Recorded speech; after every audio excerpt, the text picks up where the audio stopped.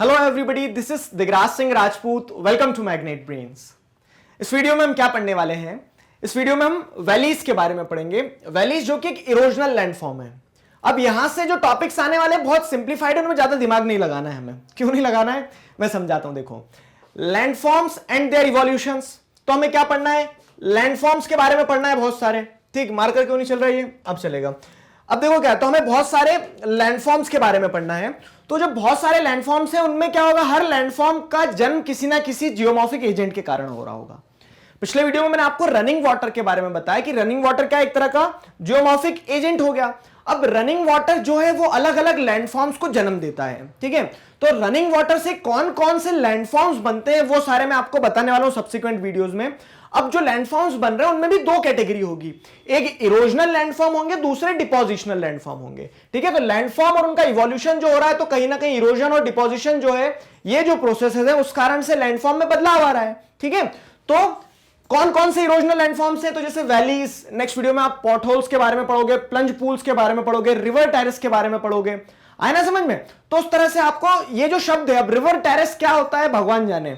ठीक है, river terrace क्या होता है भगवान जाने। लेकिन अब आपको मैं अगर जीरो से समझाऊं कि रनिंग वाटर के कारण एक लैंडफॉर्म बनता है, उस लैंडफॉर्म को हम रिवर टेरेस कहते हैं। अब चीजें क्लियर हो रही है ना? ठीक है, तो उसे वैसे ही अब मैं क्या बताने जा रहा हूं, आपको अलग अलग लैंडफॉर्म्स बताते जाऊंगा। समझ में आया यहां पे? ठीक है, मुस्कुराओ। अब देखो क्या है, तो अगर वैलीज की बात करें, वैलीज मतलब क्या होता है? घाटियां। ठीक है, अलग अलग ऐसे घाट होते हैं, उन घाट के बीच में आपको क्या देखने को मिलती है? ऐसी वी शेप्ड स्ट्रक्चर देखने को मिलता है। जैसे ये क्या है? वैली है। ठीक है, वी से वैली, ऐसे ध्यान रख लो। तो दो माउंटेन्स हो जाएंगे, दो लैंडफॉर्म्स के बीच में ऐसा आपको क्या देखने को मिलता है? वी शेप्ड स्ट्रक्चर पूरा देखने को मिलता है, ये वैलीज कहलाती है। अब ये वैलीज कैसे बनती है वो समझेंगे। उसमें रनिंग वाटर का क्या रोल होता है? रनिंग वाटर इरोजन परफॉर्म करता है और उससे ये इरोजनल लैंडफॉर्म वैलीज बनता है। ठीक है, तो कैसे स्टार्ट होती है? तो वैली का जो फॉर्मेशन है वो रिल्स से स्टार्ट होता है। रिल्स का मतलब क्या होता है? तो छोटी छोटी सरिताएं जो रहती है। कभी क्या करना, आप ज्योग्राफी की हिंदी वाली बुक लेकर बैठना, आपको उसमें सारे नाम भी हिंदी में पता चलते जाएंगे और मतलब एक कह सकते हो उससे क्या होगा, आपको चीजें और आसानी से समझ में आएगी। हो सकता है कुछ स्टूडेंट्स को इंग्लिश के साथ में दिक्कत जाती है, या फिर जो हिंदी मीडियम वाले स्टूडेंट्स उन्हें इंग्लिश की बुक लेकर बैठना चाहिए अगर है तो। ठीक है, तो नए नए शब्द भी जानने को मिलेंगे आपको। अब जैसे क्या होता है यहाँ पे, तो रिल्स की अगर हम बात करें तो रिल्स क्या होती है, मैंने पिछले वीडियो में बता चुका हूं कि पानी जब बहता तो छोटी छोटी जो क्या होती है, छोटी छोटी स्ट्रीम्स जैसे बनने लगती है खेतों में, प्लेन एरिया में। ठीक है, जिन्हें सरिताएं कहते हैं। तो वो क्या करती है, वो पानी बहाते रह जाती है। अब जैसे ये रिल्स बन गई है रनिंग वाटर के कारण, ऐसी रिल्स बन जाएंगी छोटी छोटी, गहरी नहीं है, बहुत छोटी छोटी है। लेकिन वही reels over the period of time running water किस में कन्वर्ट कर देता है? ऐसी गलीज में कन्वर्ट कर देता है। ठीक है, गलीज को क्या कहते हैं पता है? अवनालियां। तो अब ये गलीज कन्वर्ट हो जाएंगी। अब ये गलीज क्या है, वो रिल्स से बड़ा फॉर्म ले ली उसने और ज्यादा इरोजन को परफॉर्म कर रही है, और यही गलीज जो है वो वैलीज में कन्वर्ट हो जाती है। ये एक पूरी प्रोसेस थी, पिछले वीडियो में भी बताई थी, तो ज्यादा उसको अब डीप में नहीं जाएंगे हम। ठीक है, तो ऐसे वैलीज बनती है। और क्यों बनी है? तो किसने काम किया है? रनिंग वाटर ने काम किया है। अब depending on the dimension and shape, many type of valleys like V shaped valley, ठीक है, गॉज, गॉज के बाद में कैनन। ठीक है, तो ये तीन तरह के आपको क्या देखने को मिल जाएंगे? वैलीज देखने को मिल जाएंगे। है ना समझ में? तो depending upon dimension and shape, तो अलग अलग डायमेंशन, अलग अलग शेप के हिसाब से ये अलग अलग तरह की आपको वैलीज देखने को मिलेंगी। वैलीज का सब क्लासिफिकेशन, तो कुछ वी शेप्ड वैली होती है। ठीक है, वी शेप्ड वैली हो गया, कुछ गॉज होते हैं, गॉजेस होते हैं, फिर कैनन होते हैं। तो अब ये क्या होते हैं इन्हें भी समझो। हम क्या करते हैं, सिर्फ शब्द पढ़ लेते, लेकिन उनको समझो तो सही क्या है। वी शेप्ड वैली तो आपको पता ही होती है, ऐसी वी शेप्ड वैली। ठीक है, वी शेप्ड वैली हो गई। उसके बाद में अगर आगे देखें तो ये गॉज और कैनन क्या है, इनमें डिफरेंस समझो। तो a gauge is a deep valley with very steep to straight side.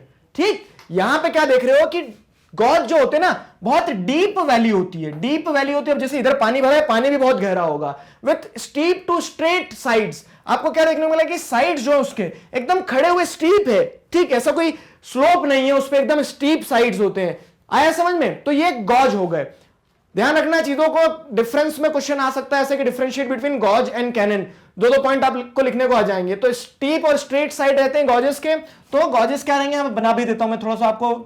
हाँ, एक और चीज, एग्जाम में ज्योग्राफी में जहां पे आप डायग्राम बना सकते हो ना, वहां बनाया करो। डायग्राम के नंबर मिलते हैं, और डायग्राम से क्या होता है कि आप जितना लिखोगे, लिख के एक्सप्लेन करोगे, उससे अच्छा आप डायग्राम से एक्सप्लेन कर सकते हो। तो डायग्राम बनाया करो ज्योग्राफी के एग्जाम में। और जो कॉम्पिटिटिव की तैयारी करे भैया, आप लोगों के लिए क्या है, ये निंजा टेक्निक है। आपका जो ज्योग्राफी का पेपर होता है, ठीक है, जीएस 1 में आपको क्या करना रहेगा, यहां पे आपको बहुत सारी चीजें क्या कर सकते हो, आप डायग्राम के थ्रू एक्सप्लेन कर सकते हो। फाइन, तो यहां पे समझो, जैसे अब आपको क्या है, गॉज के बारे में लिखना रहेगा, तो आप ऐसे लिख सकते हो क्या कि जो वैली बनती है गॉज की, ठीक है, गॉज वैली क्या रहती है, स्टीप और स्ट्रेट साइड्स रहते हैं इस तरह के वहां पे, ठीक है। A gauge is almost equal in width at its top as well as at its bottom. तो टॉप पे और बॉटम पे दोनों ही जगह क्या है, गॉज वैली जो रहेगी वो बराबर रहेगी एक तरह से, देख रहे हो ना, तो दोनों जगह क्या डिस्टेंस आपको बराबर देखने को मिल रहा है, यहां पे भी उतना ही डिस्टेंस है और बॉटम में भी उतना ही डिस्टेंस है। तो gorge is almost equal in width at its top as well as its bottom, दोनों जगह। अब अगर कैनियन की बात करें हम, तो कैनियन में क्या देखने को मिलता है, canyon is characterised by steep step like side slopes and may be as deep as gauge.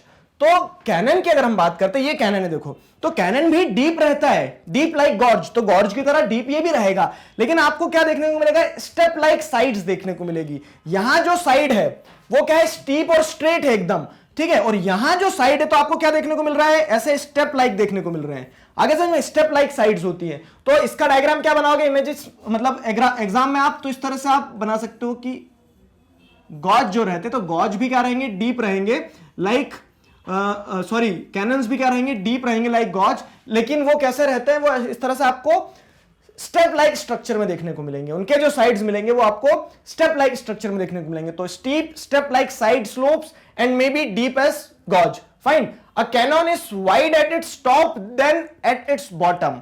Gauge में क्या देखा था कि टॉप पे और बॉटम पे दोनों जगह विड्थ सेम है, यहां पे विड्थ वेरी कर जाती है। कैसे, टॉप पे देखोगे तो क्या हो गई, वाइड हो गई बहुत ज्यादा, बॉटम में जो विड्थ होती है वो उतनी ज्यादा वाइड नहीं होती, वो नैरो होती है। आ गया समझ में? तो इस तरह से क्या होता है, क्योंकि ये स्टेप लाइक है ना, तो स्टेप में स्टेप्स बनते बनते ऊपर वाइड हो जाता है, नीचे बॉटम रह जाता है, ठीक। In fact canyon is a variant of gorge, ऐसा कह सकते हैं। कैनन क्या होता है, गॉज का ही वेरिएंट है, बस वो उतना स्टीप उतना स्ट्रेट नहीं होते उसके साइड्स। तो ये पॉइंट्स जो दोनों हैं, आशा करता हूं यहीं पे सीख लिया आपने और एग्जाम में लिख दोगे अच्छे से।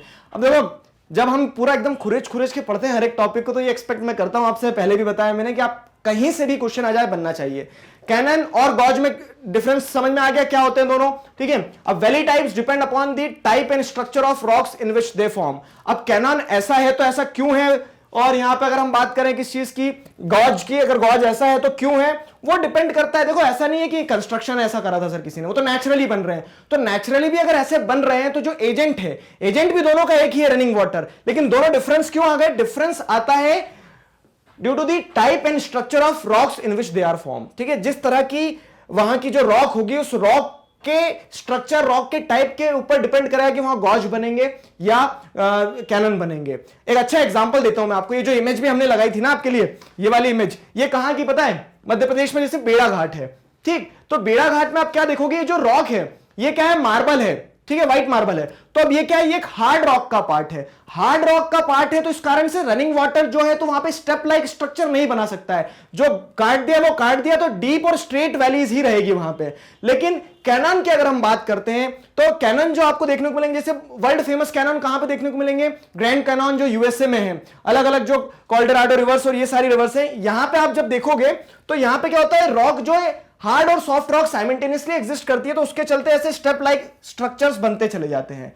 फाइन, तो ये चीजें ध्यान रखना है आपको कि वैली में जो ये डिफरेंसेस होते हैं कि कहीं गॉज बनते हैं, कहीं कैनन बनते हैं, तो वो डिपेंड करता है on the type and structure of rocks in which they form. Is that clear? For example, cannons commonly form in horizontal bedded sedimentary rocks and gauges form in hard rock. तो gauges मैंने बताया hard rock में बनते हैं, और ये जो शब्द ये डराता है, कौन सा, हॉरिजॉन्टली बेडेड सेडिमेंट्री, इसमें कैनन बनते हैं। हॉरिजॉन्टली बेडेड सेडिमेंट्री रॉक्स क्या होती पता है, चलो थोड़ा सा रॉक स्ट्रक्चर भी समझते चलो, दो it is not in syllabus, फिर भी पढ़ लो। अब क्या हो रहा है कि जैसे आप देखोगे कैनन्स जो रहते हैं, तो कैनन मैंने आपको क्या बताया कि इस तरह के स्टेप लाइक साइड्स रहेंगे, डीप ये भी रहता है कैनन्स, लेकिन स्टेप लाइक वो रहते हैं। अब यहां पे क्या लिखा है कि सारा सब कुछ डिपेंड करता है type and structure of the rocks पे।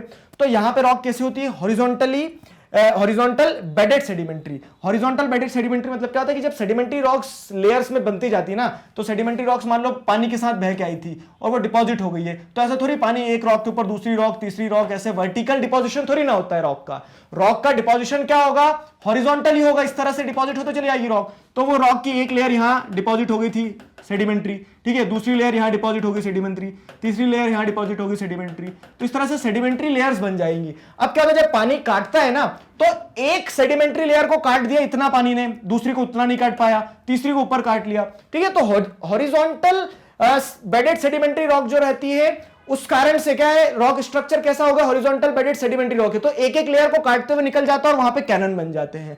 और जहां पे एक जैसी हार्ड रॉक रहती है तो वहां पे इस तरह से कटिंग नहीं हो पाती है, तो वहां गॉज बनते हैं। आया समझ, देखो आप बेसिक्स में गए हो, एकदम एकदम बेसिक्स में गए हो, तो अब ये कंसेप्ट क्रिस्टल क्लियर होना चाहिए। तो आशा करते हैं चीजें समझ में आई है। एक इरोजनल लैंडफॉर्म हमने पढ़ लिया जो है वैलीज, वैलीज में गॉज, कैनन, ये सारी चीजें आपने जान ली है।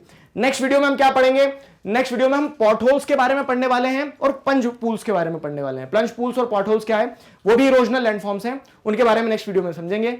मैग्नेट ब्रेन्स पर इसी तरह से क्लास 4 से क्लास 12 तक सभी सब्जेक्ट, चैप्टर्स, टॉपिक, सब टॉपिक, सब कुछ सिस्टमैटिक वे में वीडियो लेक्चर्स के फॉर्मेट में अवेलेबल है, जिन्हें आप बहुत आसानी से देख सकते हैं, पढ़ सकते हैं, घर बैठे अपना सिलेबस कंप्लीट कर सकते हैं। अपने जूनियर्स और सीनियर्स को जरूर बताइए मैग्नेट ब्रेन्स के बारे में। मिलते हैं नेक्स्ट वीडियो में, till then stay connected, keep learning. Thank you very much.